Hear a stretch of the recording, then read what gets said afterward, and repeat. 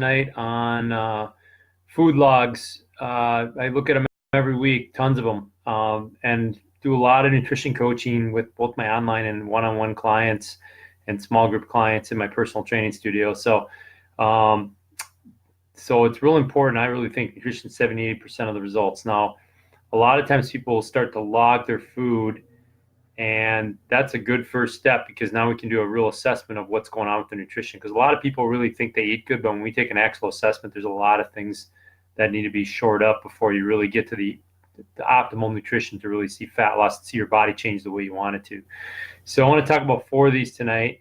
And I gave all of these nicknames just to make this a little bit more appealing than just calories in, calories out, and hormones and things like that. But these are all things I see people do in food logs. And I'm not putting these people down because it's good intentions, but it's stuff that just sabotages fat loss. So these are things that are real common, and I'm going to go through 4 of them here tonight. Nighttime load up is number one. I see people eat pretty healthy earlier in the day. They eat healthy earlier in the day. They do pretty good at breakfast and lunch. But the problem with breakfast and lunch is even though they're healthy, they're not enough food. And by the end of the day, after a stressful day of work, after just a lot of mental energy and maybe some physical energy being expended, your body's screaming for calories. Now, the problem here is when you load up on calories at night, you usually generally go to bed a few hours after that. And the problem is you don't really burn calories that much when you sleep. And when you've got extra calories sitting in your body and you're not moving, your body really doesn't have anything to do with them. It has an option is to store it.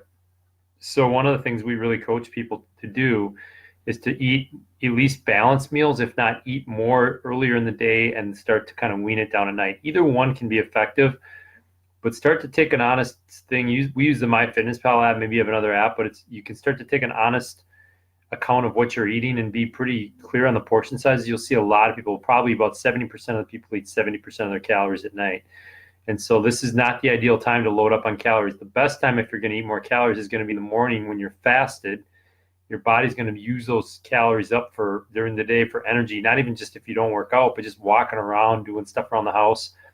You're actually moving. When you're sleeping, you're not moving. So the nighttime load up is probably one of the most common ones. Is loading up on calories in the evening is just a big saboteur, even if it's healthy food, which a lot of times it isn't, because if we ate some healthy food during the day and yeah, it was okay, but it wasn't enough to fill us up. The calories are really weak, and it just wasn't enough to fuel our body properly. So our body's trying to play catch up at the worst possible time of day. Number 2 is the restaurant default. This one I see people use a lot. A lot of restaurants have gotten real savvy with their marketing, and they have healthier options. I'll give them that. But when you're looking at creating your best body, you want to have the best option possible. Now, that doesn't mean you can't do okay at the restaurants. But kind of like those commercials you see on TV, okay is not good enough. You wanna do the best when it comes to nutrition. So the best is always going to be in control of your own food as much as possible. Now I know some people have to go out to lunches with clients. Some people have situations at work where they maybe can't bring their lunch or something like that. That's where we recommend a good meal replacement shake. But I would recommend that you be in control of your food and your lunch as much as possible and not just believe what it says on the menu, because that chef is not sitting back there making that food, or that cook at the restaurant saying, oh, you know what, I can only have 30 grams of protein in this food, or I can only have this much sauce. You just don't know. There's usually a lot of hidden calories, and generally I've great advice from a fellow trainer friend of mine. When you put those in a food log, I would say at least go 1.25 times what it says in the food log on a FitnessPal, or 1.5 times. So, going to Subway, going to Chipotle, getting the salads, you can definitely do better, but it's not the best. That would be okay nutrition, because it's going to have a lot of stuff in there that you're not going to know about, and it's really hard to portion that out correctly. So I would really be if you really want to make changes in your body, start to bring your lunch to work or to school or wherever you go. That's number 2. Number 3, the I need. I hear the I need. I need my glass of wine every night. I need my chocolate every day. I haven't heard of anybody who has gotten disease or died from a shortage of having not enough wine or not enough chocolate. all right, or not enough sugar, whatever it is. The problem with having these things on a daily basis is it keeps your blood sugar unstable. And when your blood sugar is unstable, your body has to pump out a lot of the hormone insulin to try to keep it stable. And when you have high amounts of the hormone insulin, which is a storage hormone, guess what your body is good at? If you have a lot of storage hormone, take a guess. It is storing. So we got to keep the blood sugar stable, and having that sugar hit, having that wine daily, you might not be gaining weight, but you're not losing it either. I always think a lot of people end up getting stuck in a proverbial neutral when it comes to nutrition because they allow these things in on a daily basis. I'm not saying never have them, but they seem to sneak in every day, every other day. And really, if you want to see good changes in your body, you have to string together 5 to 6 solid days of nutrition, not 1 day on, 1 day off, 2 days on, 1 day off. It's 5 or 6 good solid days at least of sticking to it, not allowing sugar and alcohol and those things into your system. If you really want to see results. Now, you have to make a choice there. If you feel like you need the chocolate and the sugar or whatever, or the wine more, then you have to be happy with the way you are. That's okay. But there is a trade-off to getting results. And the trade-off is sometimes you got to just say no. It's kind of like the old drug campaign. You have to just say no to that stuff. When you're done eating for the day, you're done eating. You can be a little hungry. You can have some cravings. You're going to have to learn to fight those things. Growth, and and we go to the gym, we know that when we lift weights and we do like hard workouts, we're going to be uncomfortable. The same thing goes with nutrition. You're going to have to give up some things to get some things. And so it's not the I need, it's I want. And you got to decide what you want more. Do you want your goals, or do you want these little fixes that have kept you stuck for years probably? So that's number 3 is I need. People justify that one won't hurt, one won't hurt. Well, a lot of times one is too. People typically underestimate how many calories and how many treats they give themselves until they actually put it down and track it. It's just one of those things I see a lot. Sugar on a daily basis, or multiple times a week, keeps people stuck. The same with alcohol. Sugar, refined sugar, and alcohol, in my opinion, are public enemy number 1 and public enemy number 2 of fat loss. Number 4, the healthy food blank check. There is a law of thermodynamics in your body. You cannot beat that law. You still have to have a calorie deficit to lose fat. Now, there's some people out there with the thought process of, if I just eat healthy food, I'll lose body fat. That is not the case. You still have to keep your calories under control. And probably the biggest offender is people eat too many nuts and almonds and things like that, because fat is 9 calories per gram. So it's much more dense. Foods high in fat, even good fat, are much more high and dense in calories than carbohydrates and protein foods. So nuts are typical, like peanut butter, those type of things. People tend to not realize that it doesn't take much to have the calories to jack up on those. Or they go to the health food store or the health food section and they just load up.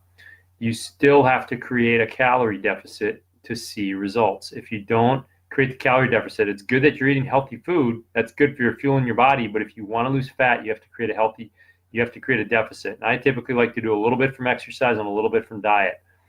And the only way you know where your baseline is, you can use some formulas, like we've used your body weight times 10 as a good place to start.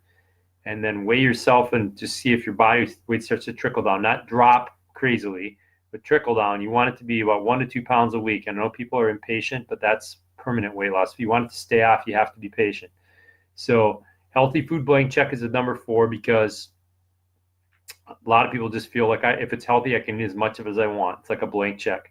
And that's just not the case. You still have to be mindful of your portions.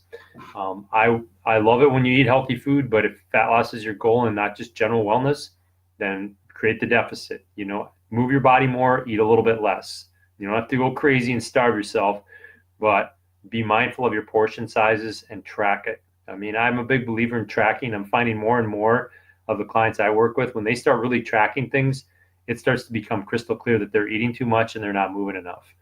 And it's just that old law of thermodynamics. You can't beat the physical laws. You can't be in a calorie surplus and expect to lose fat, even if that calorie surplus is good food. So just to sum it up here, 4 things I see in food logs. If you're tracking using MyFitnessPal, nighttime load up, meaning 70% of the calories, it's after 7 p.m. at night. Not loading our calories up earlier in the day, but spacing them out throughout the day, and keeping our meals balanced, or loading up more calories earlier in the day and weaning down at night. Either one's a good strategy. Restaurant default number 2. Don't fall for just eating so-called healthy menus off restaurants and going out to eat all the time, even if you think you're making a healthy choice. That is not the best choice. That's the okay choice. We want the best choice. So bring your lunch, bring a meal replacement shake. Don't just go to Subway or Chipotle and try to get a salad every time. This is what people do.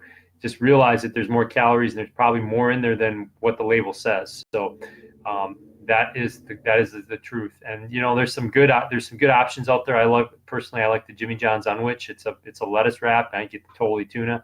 That's when I teach people, like, hey, there's Jimmy John's everywhere. That's probably one of the better ones out there that I've seen. But I'm sure there's other ones out there you can do too. I know we're lucky enough to live by a co-op, and a lot of times I'll hit the deli at the co-op. That is a good alternative too as well. So number 3 is I need. It's not really I need, it's I want. And the I need my wine, I need my chocolate, I need my sugar. One every day isn't going to hurt me. Well, it probably isn't going to hurt you, but it's not going to help you either. And it's going to keep you stuck in neutral. And it's not really I need, it's I want. And so, like I said, you got to decide, do you want your goals do you see your goals accomplished, or do you just want to keep doing the same thing over and over again? If that makes you happy, you have to decide.